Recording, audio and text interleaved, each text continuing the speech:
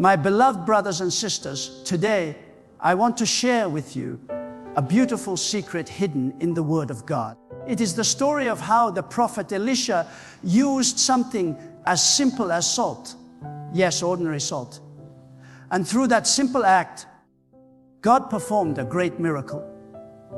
Many people read this story and pass over it quickly, but if you open your heart, you will see a deep spiritual truth. God still uses simple things to release His power into our lives. In 2 Kings 22, we read the story. The people of the city said to Elisha, "Look, our Lord, this town is well situated, but the water is bad and the land is unproductive." Elisha said, "Bring me a new bowl and put salt in it." So they brought it to him. Then he went out to the spring and threw the salt into it, saying, "This is what the Lord says, I have healed this water. Never again will it cause death or make the land unproductive." And the water has remained pure to this day, according to the word Elisha had spoken.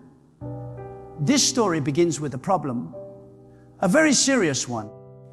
The city of Jericho looked pleasant on the outside. It was well located, surrounded by beauty, a place that should have been thriving. But the people said, "The water is bad and the land is unproductive." My friend, this is the picture of so many lives today. Outwardly, everything looks fine. The job is good. The home looks peaceful. The smile is there. But inwardly, there is pain. Something is not right at the source. The water of life, the spiritual flow, has become bitter, unfruitful, and contaminated. And so the people came to Elisha. They came to the man of God, seeking an answer. And Elisha did not panic. He did not worry. He did not analyze the chemistry of the water. He simply sought the direction of the Lord. He said, "Bring me a new bowl and put salt in it." And now, when you hear this, you may ask, why salt? Why not prayer alone? Why not an offering or a sacrifice? But here lies a divine principle. Throughout the Bible, salt is a symbol of purity, covenant, preservation, and healing. It represents the incorruptible nature of God's word and His promise. Jesus Himself said in Matthew 5:13, "You are the salt of the earth." Salt preserves from decay. It cleanses impurities, and it brings flavor to what is tasteless. Elisha asked for a new bowl because God never puts His new work into an old vessel. He needed something clean, something consecrated. My friend, before God heals your situation, He first renews your heart. You must become that new bowl, a vessel that is yielded, clean, and ready to hold the salt of His word. Then Elisha took the salt and threw it into the spring, not into the river downstream, but directly into the source.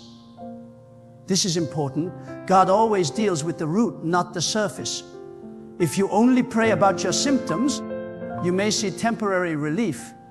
But when God touches the source, your heart, your faith, your mindset, then the entire flow of your life is healed.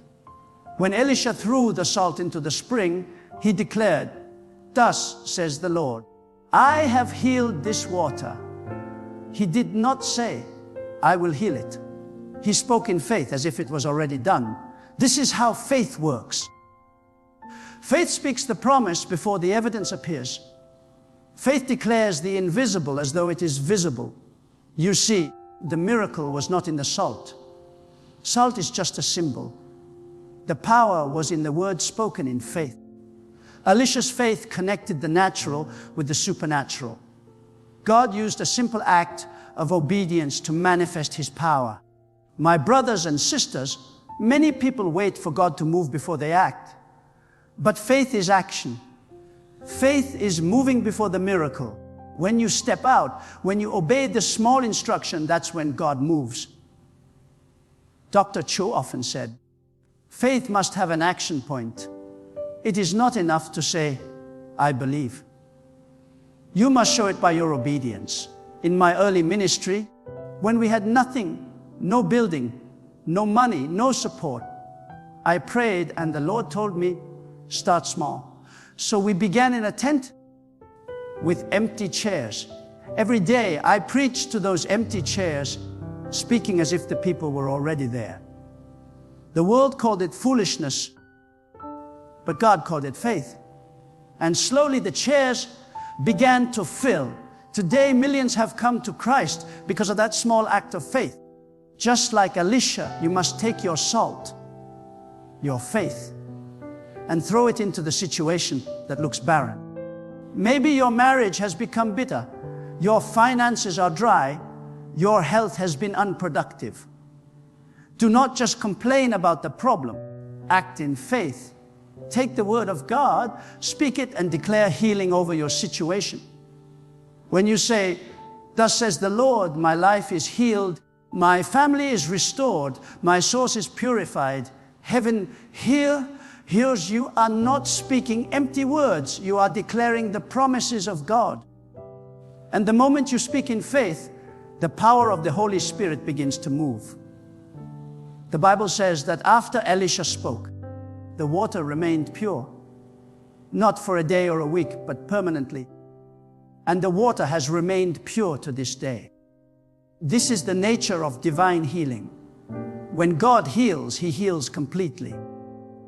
When God restores, He restores permanently. Notice again, Elisha did not pray for rain. He did not call for angels. He used something as ordinary as salt. God often uses the simple to confound the wise. The miracle was hidden in obedience. My friend, never underestimate the small things. When you pray over a little seed, when you give a simple offering, when you forgive someone, when you speak a positive word, these are small acts, but they carry great power when done in faith. The Bible says that if you have faith as small as a mustard seed, you can move mountains. Elisha's miracle was not dramatic, it was practical. God healed the water, and as a result, the city began to prosper. Where there was death, there came life. Where there was barrenness, there came fruitfulness. That is what happens when God touches your source. Dr. Cho often taught that faith sees the invisible, believes the incredible, and receives the impossible. To the natural mind, throwing salt into water cannot change its quality. But faith does not operate by reason. It operates by revelation. When you act on the word of God, you tap into His unlimited power. Now think about this. Salt dissolves when it touches water. It disappears, but its effect remains. In the same way, when you surrender your faith into God's hands, you may not see immediate results, but something powerful is happening beneath the surface. The moment you believe, the miracle begins. Sometimes God allows you to face bitter waters so that your faith can grow. Without the problem, there would be no miracle. Without the sickness, there would be no healing. Without the lack, there would be no provision. God uses problems to display His glory. So today, I want to ask you, what is the water in your life that has turned bitter? What is the area that looks beautiful on the outside, but is barren inside? Bring it before the Lord. Offer Him your new bowl, your renewed heart. Take the salt, your faith, your confession, your prayer, and throw it into that spring. Declare His promise with confidence. Maybe your heart has been wounded by disappointment. Maybe your faith has become dry because of unanswered prayers. Don't give up. God is not finished with you. The same God who healed the waters of Jericho is ready to heal your situation. Elisha's story reminds us that faith and obedience are inseparable. You cannot have one without the other. The power of God flows through the channel of obedience. When God says, go, you go. When He says, give, you give. When He says, you speak. And as you obey, miracles follow. In the ministry, I have seen people healed of incurable diseases.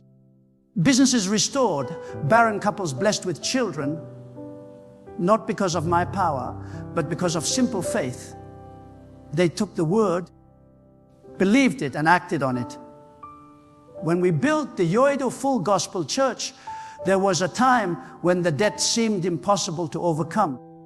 I prayed and prayed, and one day the Holy Spirit said to me, "Do not look at the mountain of debt, look at my word." I began to confess daily, "My God shall supply all my needs according to his riches in glory."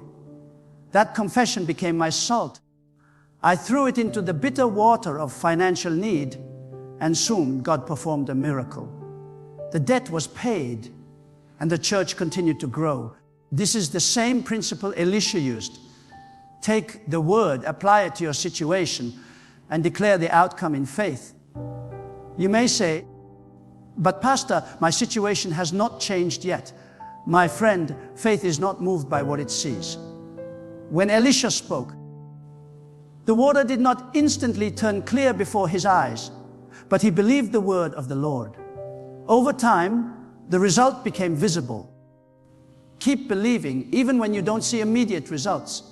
God is working behind the scenes. Faith is like salt, invisible once applied, but powerful in effect. It purifies, preserves, and brings transformation. When faith enters your heart, bitterness turns into sweetness, failure turns into fruitfulness, and sorrow turns into joy. So today, take a moment and declare with me, "Lord, I bring you my new bowl, my heart, my life. Fill it with the salt of your word. I throw it into the spring of my situation. Heal my source, purify my waters, and make my life fruitful again." You see, the world is full of bitterness, bitterness in relationships, in society, in hearts. But you, as a believer, are the salt of the earth. You are called to heal the waters around you. Wherever you go, your home, your workplace, your community, bring healing, not bitterness. Speak peace instead of anger. Speak faith instead of fear. That is how God's miracle power flows through you. If you live with this consciousness, miracles will not be rare events. They will become a lifestyle. Every day will be an opportunity for God to use you to change something around you. Let me remind you of one more truth. God does not need something big to work through you. He only needs your faith. The widow's small jar of oil filled many vessels. The little boy's lunch fed 5,000. Elisha's handful of salt healed a city's water. What you have may look small, but when you place it in God's hands, it becomes a miracle. Therefore, never despise your salt. Never say, "This is too small to matter." It is not the size of your gift that matters. It is the size of your faith.